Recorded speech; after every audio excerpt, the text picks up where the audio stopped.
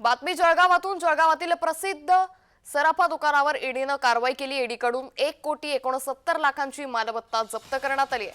बँकेकडून घेतलेल्या 525 कोटींच्या थकीत कर्ज प्रकरणी ही कारवाई करण्यात आली आहे। स्टेट बँक ऑफ इंडियाकडून घेतलेल्या 525 कोटी रुपयांच्या थकीत कर्ज प्रकरणी सक्तवसुली संचालनालयाने म्हणजे ईडीनं राजमल किचन ज्वेलर प्रायव्हेट लिमिटेडची 1,69,70,00,000 रुपयांची मालमत्ता जप्त केली आहे। त्यामुळे यात त्यांच्या नाशिक आणि जळगावमधील संपत्तीचा समावेश आहे।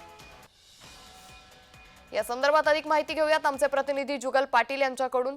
जुगल, जळगावमध्ये सराफा दुकानावर ईडीनं कारवाई केली आहे, काय अधिक तपशील?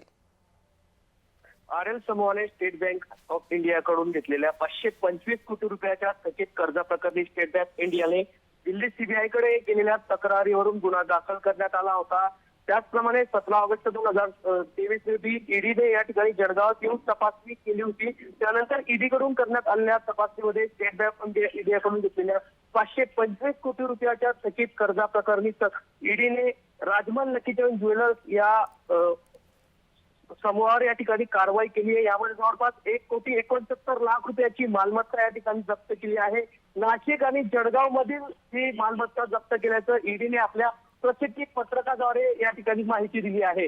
अंकिता, निश्चित जुगल, त्यामुळे एकंदरीतच ईडीनं आता ही मोठी कारवाई केल्याचं सध्या पाहायला मिळतंय। धन्यवाद जुगल, आपण दिलेल्या सविस्तर माहितीसाठी।